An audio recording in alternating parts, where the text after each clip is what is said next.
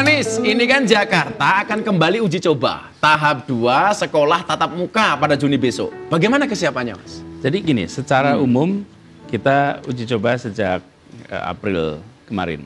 Yang pertama ya? Pertama, dan alhamdulillah berjalan dengan baik. Kenapa sih kok harus uji coba gitu? Karena ini ada kebiasaan-kebiasaan baru yang harus kita observasi.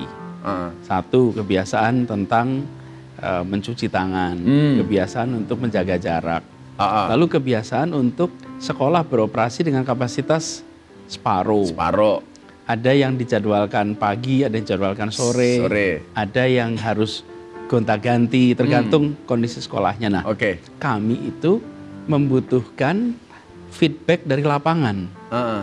Karena sekolah itu kan beda-beda ya, ukurannya lain-lain, jumlah siswanya juga beda-beda.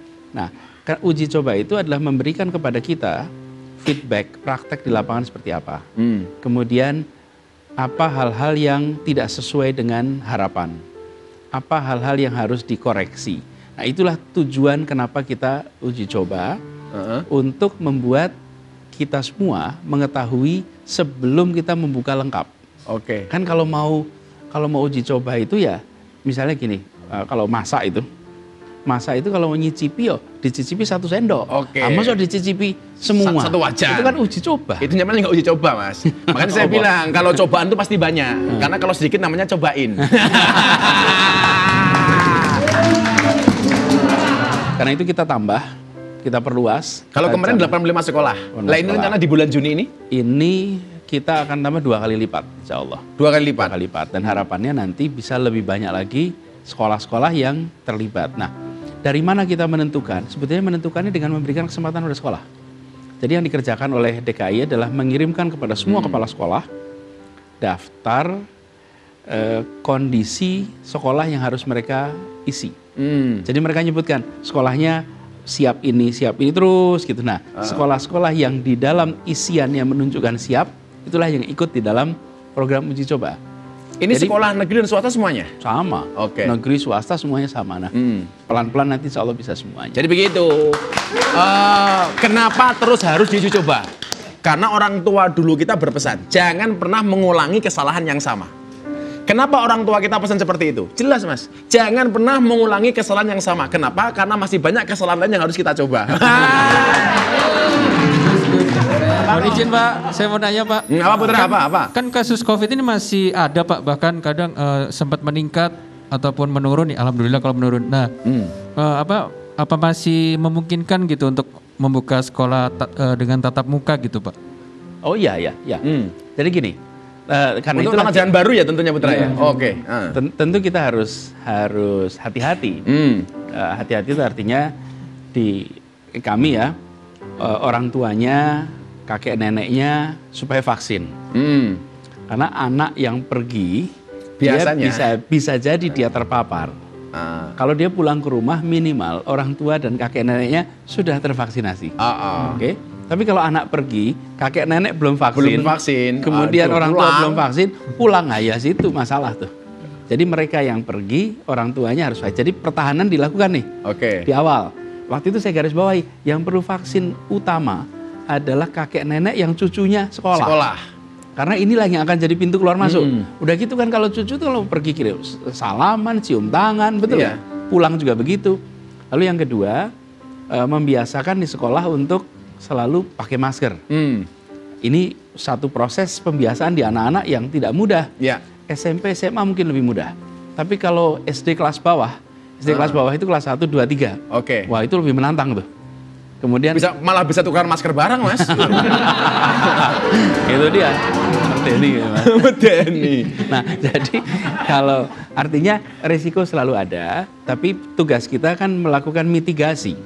Bagaimana kita bisa mengantisipasi risiko, bagaimana kita bisa mengurangi risiko dengan harapan kegiatan belajar mengajar itu bisa berjalan dengan baik. Jadi memang selalu akan ada risikonya. Dan saya ingin garis bawahi, mungkin ya sebagian kita itu merasa capek ngomongin COVID. Aduh, Pak Gub, udahlah jangan ngomong COVID lagi, capek kita ini ngomong COVID. Kalau kita enek barangkali ya. Nah sekarang masalahnya tuh gini loh, kitanya capek. Virusnya nggak capek. Virusnya itu nulari terus gitu loh. Kalau kecuali gini, kalau kita capek, virus capek, itu gencatan senjata. Gencatan senjata lah. Kita tenang. Tapi ini enggak ya. Virusnya itu nggak kena capek. Jadi kalau kita bilang kita capek, mosok manusia kalah sama virus. Iya. Mosok gila kalah stamina sama virus. Jadi ketika kita membicarakan itu kan bukan semata-mata ngobrolin COVID. Oke. Kita kan bicara tentang bagaimana kita memutus mata rantai COVID. Nah, sekarang kuat-kuatan. Dia terus malah mutasi tuh. Iya. Oh, itu kan mutasi itu kan artinya dia membentuk varian baru Dan berkembang biak dan berarti. berkembang biak loh. Kalau virusnya nggak kenal capek, jangan sampai kita kenal capek. Oke. Kita harus sanggup ngalahin. Nah, kalau capek, kita ngomongin COVID, aku mau ngomong yang lain saja lah.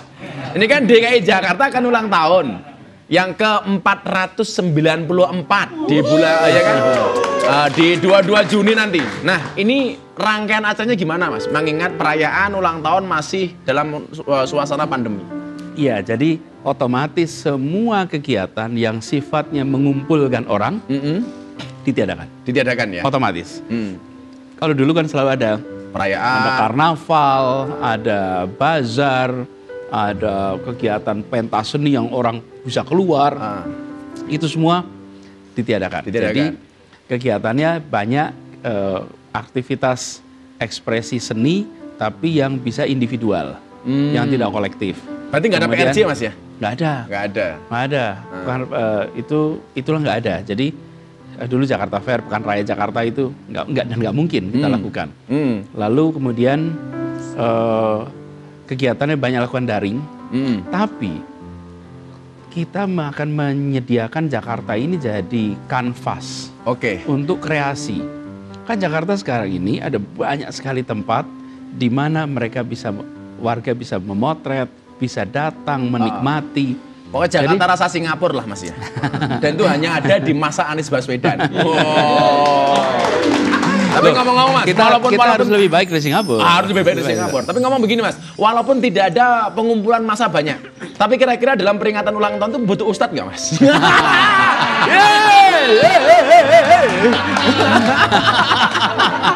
Masuk deh. Aduh. Boleh, nanti gini. Jadi kalau ustadz itu tetap dibutuhkan. Gitu kan? Cuman kalau dulu tausiahnya face to face. Sekarang online. Sekarang tausiahnya kamera to face. Nah, ini ngomong kamera to face, saya jadi ingat cintanya Gus Miftah ke Mas Anies itu seperti kamera. Fokusnya hanya ke Mas Anies, yang lain ngeblur.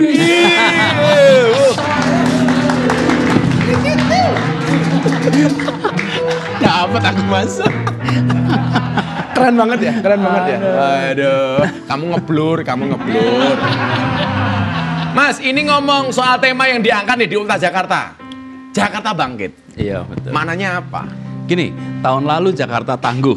Tahun lalu? Ya, karena kita sedang menghadapi ujian, cobaan yang belum pernah kita alami sebelumnya. Tadi kan bedanya cobaan sama cobain lah. Ini cobaan nih. Ini cobaan. Ini cobaan. Cobaan itu banyak sekali, besar sekali. Nah, karena itu kita harus tangguh. Dan insya Allah Jakarta tangguh, udah lewat tuh. Nah, sekarang kita harus fase berikutnya nih. Bangkit. Ekonomi kemarin turun, kegiatan sosial turun, kegiatan keagamaan turun. Banyak kegiatan turun. Nah, sekarang bangkit kita. Jadi kita yakin insya Allah warga Jakarta sesudah masa pandemi ini menjadi lebih tangguh, lebih ulet, lebih sehat. Jadinya justru lewat pandemi kita lebih kuat, kita lebih solid. Dan bisa bangkit. Mas, beberapa hari yang lalu itu jembatan penyeberangan di Jakarta itu dapat perhatian masyarakat. Jembatan dengan warna-warni bendera Palestina. Apa yang mau disampaikan lewat JPO ini, Mas? Jakarta bersama Palestina, Indonesia bersama Palestina. Pesannya sederhana, pesannya simple, sederhana, bahwa ini adalah masalah kemanusiaan. Ini adalah sebuah tanggung jawab konstitusional, karena kita dapat perintah di konstitusi kita untuk melaksanakan ketertiban dunia. Yang di sana terjadi ketidaktertiban dunia. Dan kemerdekaan adalah hak segala bangsa. Oleh karena itu penjajahan harus dihapuskan. Itu perintah konstitusi. Jadi kalau kita masih menyaksikan ada bangsa yang belum mendapatkan kemerdekaan, kita memiliki tanggung jawab moral untuk ikut minimal mendoakan. Dan Bung Karno itu tahun 62 pernah bilang, tegas, selama bangsa Palestina belum mendapatkan kemerdekaannya, maka bangsa Indonesia akan terus berjuang melawan penjajahan di tanah Palestina. Luar itu biasa. Statement tegas yang sampai sekarang masih relevan. Sekarang malah harusnya dikejar. Di mana alamatnya, ya toh, jalan apa, nomor berapa.